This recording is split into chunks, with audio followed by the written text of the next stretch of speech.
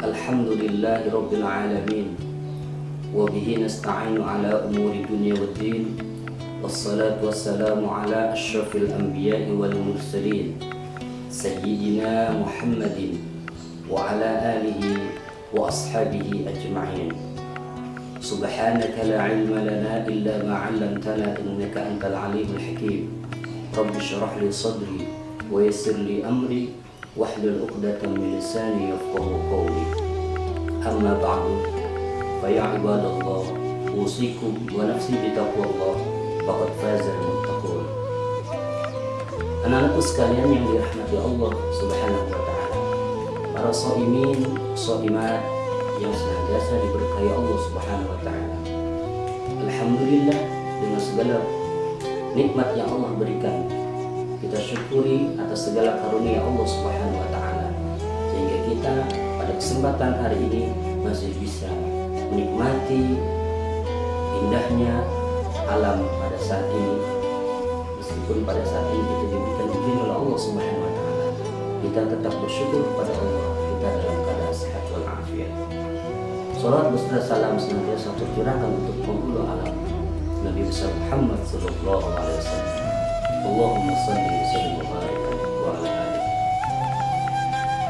Anak-anakku sekalian yang dirahmati Allah Subhanahu wa taala, para shaimin, shaimat yang berbahagia, bahwa berbicara tentang salat, hal ini satu kewajiban yang memang sudah ditetapkan oleh Allah Subhanahu wa taala. Wa aqimus salat wa atuz zakat warka'u ma'ar raki'in. Dirikanlah salat dan tunaikanlah zakat dan rukuklah bersama orang-orang yang rukuk. Anak-anakku sekalian yang dirahmati Allah Subhanahu wa taala, SD Global Ummah yang senantiasa diberkahi Allah Subhanahu wa taala, para shaimin, shaimat yang senantiasa dicintai Allah Subhanahu wa taala, berbicara sejarah daripada salat itu, maka kita patut mengingat sejarah daripada salat, kapan itu dilaksanakan, siapa yang memberikan contoh salat itu. Maka anak-anakku sekalian yang dirahmati Allah Subhanahu wa taala, salat sebenarnya sudah dilaksanakan oleh para nabi-nabi terdahulu sebelum Nabi kita Muhammad sallallahu alaihi wasallam. Dikisahkan, diriwayatkan bahwa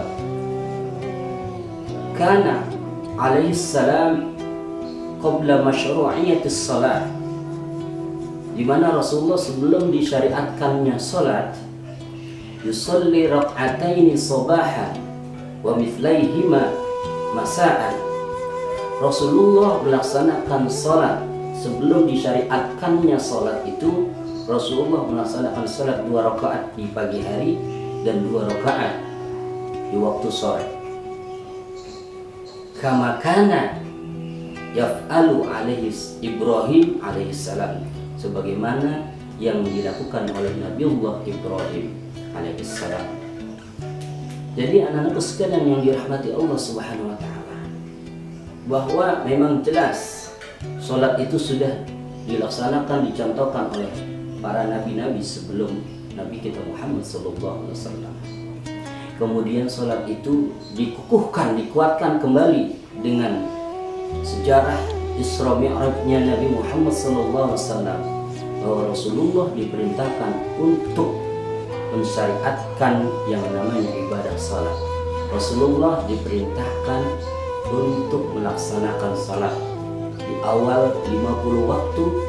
Kemudian Rasulullah berkali-kali menegosiasi kepada Allah Subhanahu wa taala. Kemudian salat itu menjadi 5 waktu, dan orang yang melaksanakan salat 5 waktu sama halnya pahalanya dia dengan melakukan salat 50 waktu. Anak-anakku sekalian yang dirahmati Allah Subhanahu wa taala,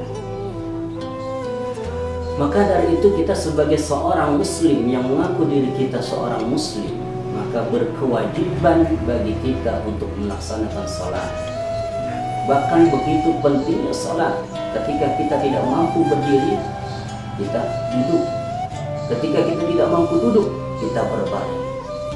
karena betapa pentingnya yang namanya salat.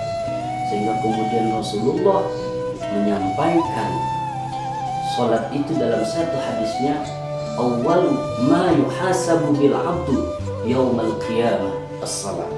Amal ibadah yang pertama kali dipertanyakan, dimintai pertanggungjawaban oleh Allah Subhanahu wa taala adalah ibadah salat. Maka jangan pernah sekali-kali kita meninggalkan salat. Na'udzubillah, tsumma na'udzubillah. Anak-anak sekalian yang dirahmati Allah, berbicara salat itu sendiri sebenarnya kita tahu apa sih yang disebut dengan salat itu. Para ulama mengatakan salat secara bahasa, as-salatu lughatan, ad-du'a. Salat secara bahasa artinya doa. Ketika orang tidak mau melaksanakan salat, orang enggan melaksanakan salat, berarti orang itu tidak butuh kepada Allah Subhanahu wa taala. Kemudian salat secara istilah apa?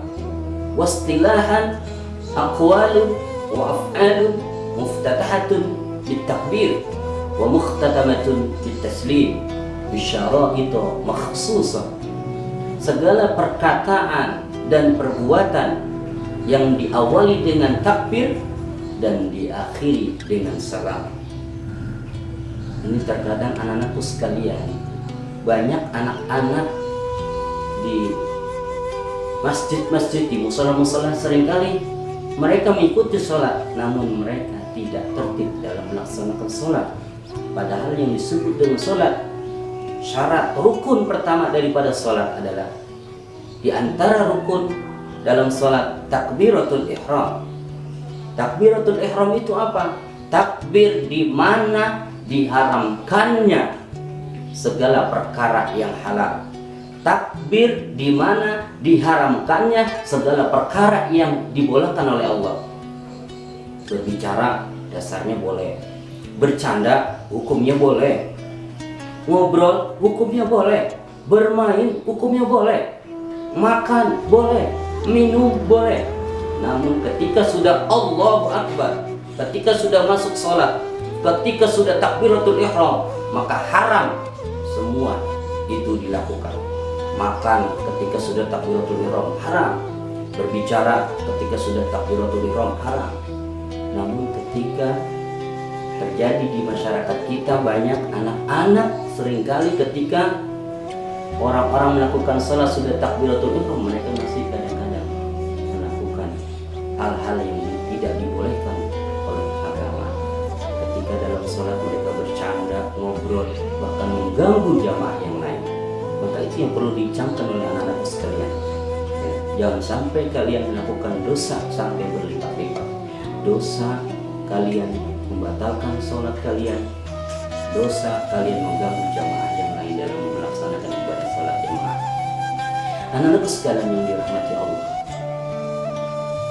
segala perkataan dan perbuatan yang diawali dengan salam dan diakhiri dengan takbir dan diakhiri dengan salam dan ditutup dan dengan syarat-syarat tertentu, maka perlu kita ketahui bahwa dalam sholat itu ada syarat sah sholat, ada syarat wajib sholat.